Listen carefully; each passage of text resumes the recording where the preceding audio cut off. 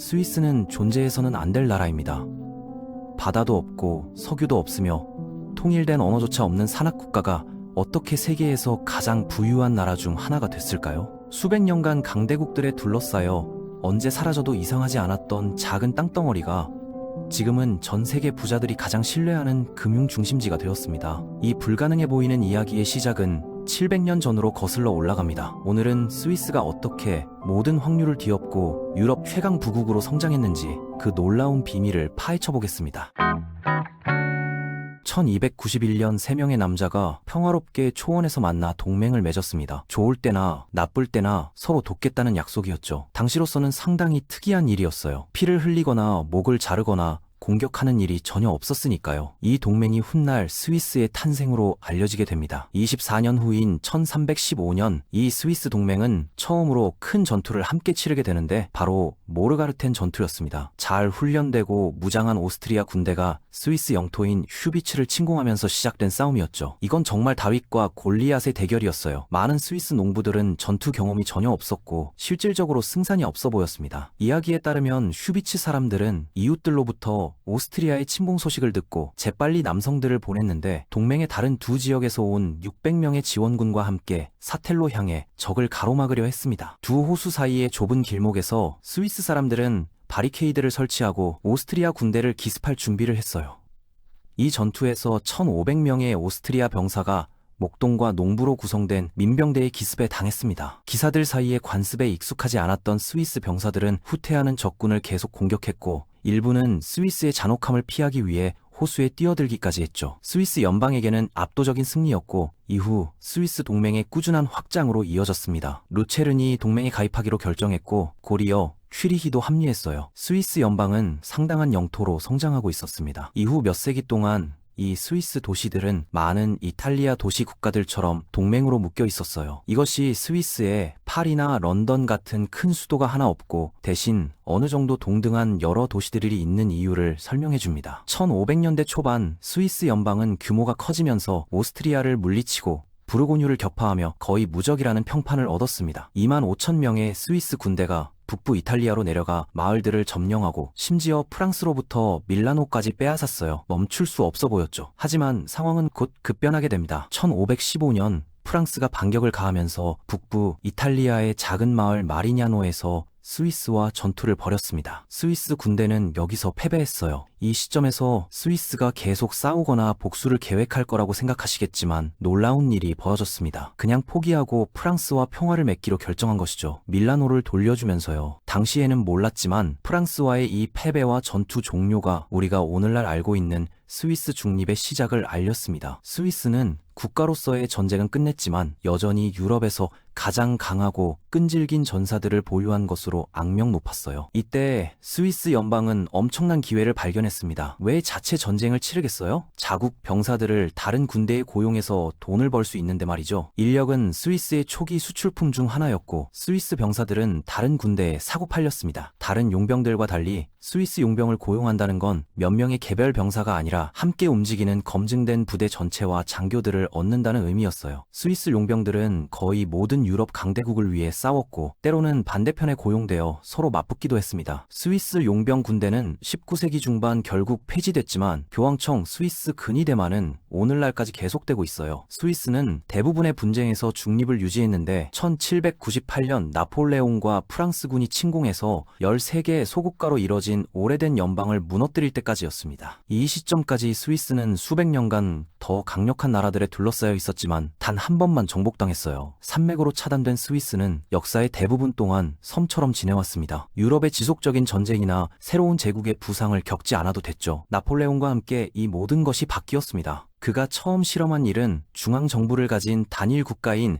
헬베틱 공화국을 만드는 것이었어요. 이 실험은 오래가지 못했어요. 5년 만에 무너지고 나폴레옹이 이를 개선된 버전의 옛 연방으로 되돌렸습니다. 1815년 나폴레옹의 몰락 후 빈 회의는 스위스의 독립을 완전히 재확립했고 유럽 강대국들은 스위스 중립을 영구적으로 인정하기로 합의했습니다. 전쟁이나 분쟁으로부터의 이 보장된 중립은 유럽 전역의 부유한 사람들로부터 스위스 은행으로 엄청난 돈이 유입되는 결과를 낳았어요. 자국이 전쟁에 휘말릴 경우 돈을 보관할 안전한 곳을 찾고 있었고 스위스가 그걸 제공했습니다. 또 다른 큰 이점은 100년 전 스위스가 은행 비밀보호법을 만들어서 스위스 은행 계좌를 사용하는 사람의 개인정보를 공개하는 것을 불법으로 만들었다는 점이었어요. 나머지 유럽이 식민지화와 분쟁으로 제국을 개척하느라 바쁠 때 스위스는 중립을 활용해서 부유층에게 보호를 제공하고 무기산업과 은행업을 키우는 데 집중했습니다. 스위스는 또한 많은 강력한 경제적 조치를 취했어요. 내부 관세를 폐지하고 단일 통화를 만들었으며 시민들에게 나라 어디든 이동할 자유를 줬습니다. 이 모든 것은 한 세기 후 나머지 유럽에서 일어날 일들이었죠. 스위스는 시대를 앞서갔습니다. 스위스 프랑 이전에 스위스의 화폐 시장은 엉망이었어요. 860가지가 넘는 서로 다른 종류의 동전이 유통되고 있었으니까요. 단일 통화를 만든 것은 국가를 연결하는 데 도움이 됐습니다. 이 시기 뒤프르 장군은 스위스 군대에 국가적 결속력이 부족하다는 것과 통일된 깃발의 필요성을 깨달았어요. 이것이 오늘날 우리가 아는 스위스 국기로 이어졌는데 이전의 주 깃발들처럼 정사각형으로 디자인됐습니다. 스위스는 정사각형 깃발을 가진 단 두 나라 중 하나인데 다른 하나는 스위스 근위대가 지키는 바티칸이에요. 다른 어떤 나라와도 달리 스위스는 직접 민주주의라는 시스템을 사용했는데 국민이 선출된 공무원에 의해 투표되는 대신 정책에 직접 투표하는 방식이었어요. 이 시스템은 두 가지 효과를 가져왔습니다.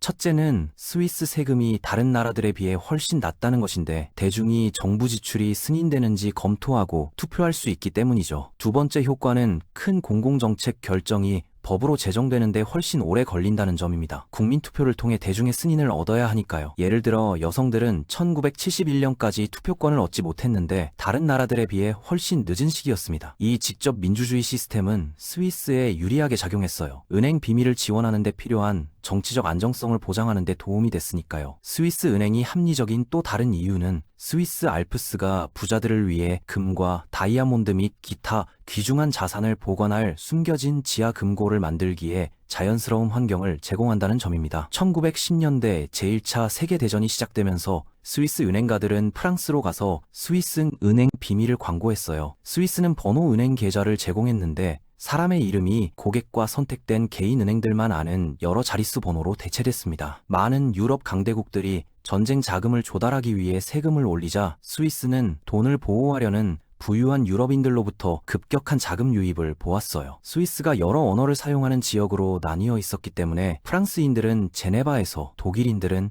튀리히에서, 이탈리아인들은 루가노에서 은행 업무를 볼 수 있었습니다. 제2차 세계대전으로 넘어가면 스위스는 중립을 유지했지만 경제적 측면에서 추축국에 도움이 되었죠. 독일이 훔친 금을 보관하고 독일과 이탈리아의 돈을 빌려줘서 공격적인 군사작전을 지원했습니다. 스위스 은행 UBS는 심지어 히틀러의 계좌를 관리했는데 11억 라이스마르크로 추정됐어요. 동시에 스위스 은행들은 추축국으로부터 안전한 보관 장소를 찾던 수백 명의 독일 유대인 사업가와 가정의 계좌도 관리했습니다. 이 때문에 1934년 스위스는 은행 비밀 보호 규칙을 위반하는 것을 연방 범죄로 만들어 집행을 더욱 강화하기로 결정했어요. 1940년 독일이 스위스 침공 계획을 세웠을 때 스위스 은행들은 유대인 자산을 보호를 위해 산속 지하 군사 벙커로 옮기기 시작했습니다. 독일 침공에 직면하면 많은 사람들이 불가피하다고 생각했지만 스위스는 산속으로 후퇴해서 장기간 게릴라전을 벌일 수 있었을 것입니다. 하지만 스위스에는 천연 자원이 전혀 없었고 산악 지형 때문에 침공이 극도로 어려울 것을 고려해 독일은 결국 침공하지 않기로 결정했고 침공은 일어나지 않았어요. 스위스는 전쟁이 끝날 때까지 외교적 중립을 계속 유지했습니다. 이상하게 들릴 수 있지만 스위스는 다른 나라들이 전쟁을 벌일 때 가장 빛을 발하는 경향이 있어요.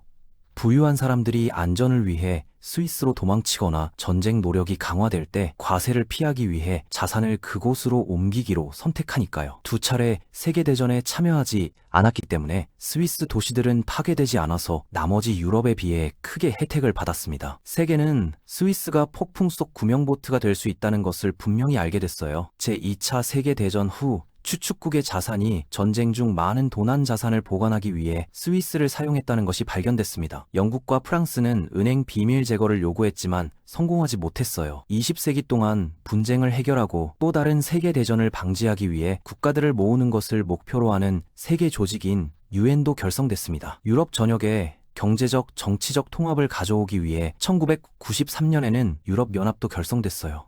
스위스가 이 모든 것에 찬성하고 즉시 가입할 거라고 생각하시겠죠? 틀렸습니다. 스위스인들이 싫어하는 게 하나 있다면 외부의 통제를 받거나 승인을 필요로 하는 것이에요. 이것이 스위스가 유럽연합 가입을 선택하지 않았고 제네바에 본부가 있었는데도 2002년까지 유엔에 가입하지 않은 이유입니다. 스위스 은행업은 계속해서 스위스의 지배적인 산업이 되어 왔는데 총 은행 자산이 3조 달러가 넘어 스위스 GDP보다 많아요. 스위스 은행들은 현재 2조 4천억 달러 상당의 자산을 관리하고 있는데 세계 어느 나라보다 많으며 대부분의 부가 프랑스, 독일, 사우디아라비아에서 유래합니다. 스위스는 자산이 어떻게 벌어졌는지 적법성을 보장하기 위한 몇 가지 조치를 취하고 있지만 여전히 상당수의 논란이 있었어요. 세계의 부자들이 스위스 은행을 선호하는 이유 중 하나는 안정성 보장에 대한 명성입니다. 비교하자면 영국과 미국 은행들은 고객 자금을 안정적으로 유지하는 것보다 돈을 벌고 위험을 감수하는데 더 집중하는 쪽으로 바뀌었어요. 이것이 은행들과 경제에 더 많은 부를 가져다 주는데 도움이 되지만 뱅크런이나 다른 붕괴로 이어질 수 있습니다. 이것이 억만장자들이 스위스 은행에 마이너스 금리가 있어서 스위스 은행 계좌에 돈을 보관하기 위해 이자를 내야 할 때조차 스위스에서 은행 업무를 보기로 선택하는 이유예요. 미국이나 세계 다른 지역의 다른 은행들이 따라올 수 없는 스위스 은행에 대한 신뢰가 있습니다. 은행업과 함께 스위스는 시계, 광학기기, 화학제품, 의약품 같은 것들의 고품질 전문 제조에서 오랜 전통을 가지고 있어요. 식품으로는 세계 최고의 치즈와 초콜릿을 가진 것으로 전 세계적으로 인정받고 있습니다. 창의성 면에서도 알루미늄, 호일, 벨크로, 전동 칫솔을 포함해 아마 몰랐을 많은 것들이 스위스산이에요. 스위스는 또한 통합된 철도망을 가지고 있어서 관광객들을 산으로, 통근자들을 도시로, 화물을 유럽 전역으로 운송하며 스위스 경제를 이끄는 데 도움을 주고 있습니다. 이 스위스 기차들은 깨끗하고 편안하며 비싸고 거의 항상 정시에 운행된다는 명성에 부응해요. 현대의 스위스는 최고 수준의 삶의 질과 낮은 범죄율, 낮은 실업률을 가지고 있으며 자연의 아름다움으로 매년 400만 명 이상의 관광객을 끌어들입니다.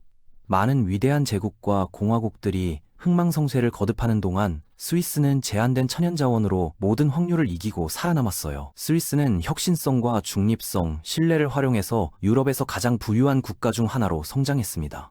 스위스는 외부 세계로부터의 아름다운 휴식처이면서 동시에 폭풍 속 구명보트가 될 수 있는 존재예요. 매년 국가조사에서 스위스 사람들에게 자국과 무엇을 연관짓느냐고 물으면 매년 같은 두 가지 답변이 가장 많이 나옵니다.